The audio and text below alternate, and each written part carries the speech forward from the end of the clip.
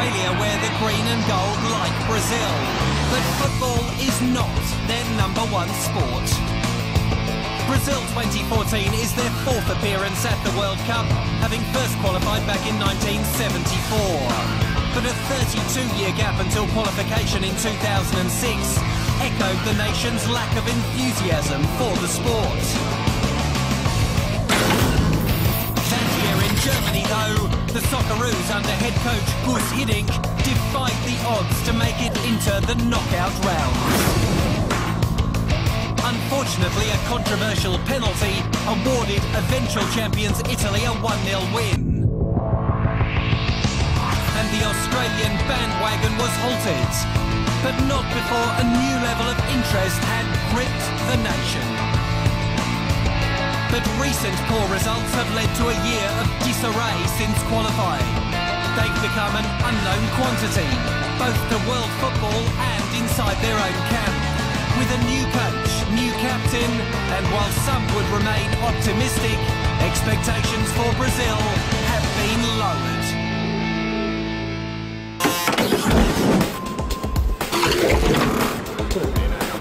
Australia began under head coach Holger Osek with a series of successful friendly matches, defeating Germany, New Zealand and Wales, and prospects were high.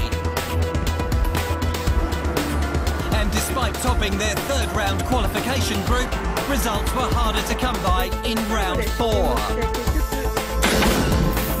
Far from convincing runners-up to Japan in Group B, they conceded too many goals, dispatching too few.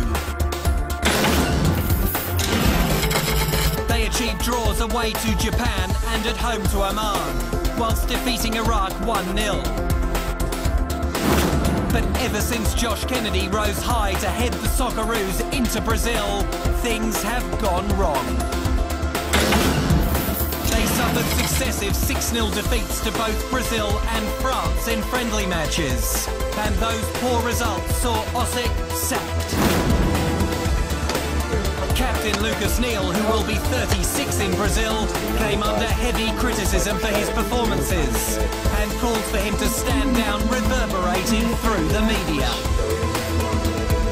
And then their most dangerous player, Robbie Cruz, tore his anterior cruciate ligament while training in Germany. Domestically, coach Ange Postecoglou was appointed to replace Osek, and with a new captain, Mile Jedinak, the Aussies have been working hard to put up a fight in Brazil. You know, we need to do things as a group and stick together as a group, and hopefully, when we do get the opportunity, that we represent ourselves and we put our best foot forward all the time. There's no two ways about it. That's what we need to do.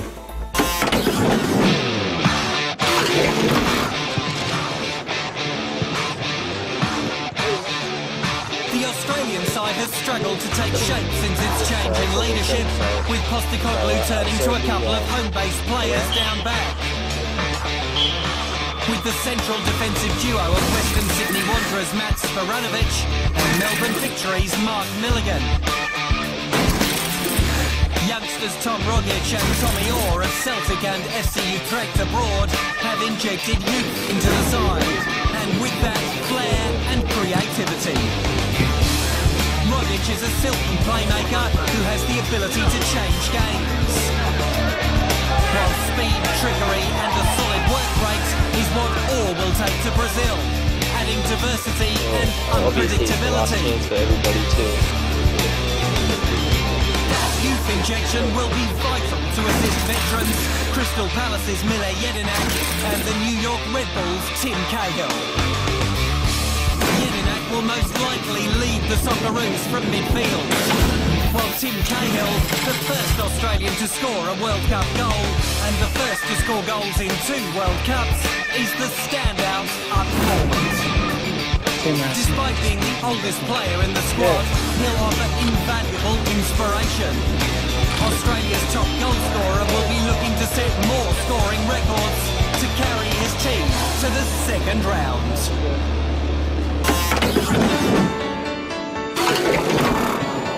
The World Cup draw couldn't have gone much worse for the Socceroos.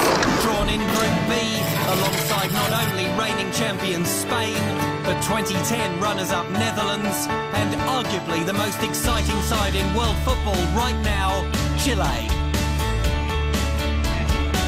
It's an undoubtedly tall order, but under Postecoglou things are looking up. A 1-0 win over fellow World Cup qualifiers Costa Rica was a positive sign, while despite losing to Ecuador 4-3, being 3-0 up at half-time before having a man sent off shows Australia has the attacking will to compete. Each of their matches in Brazil are as tough as the next, but when the odds are stacked against them, the Socceroos seem to shine, just as they did in 2006. And in such a tough group, the odds have never been stacked higher.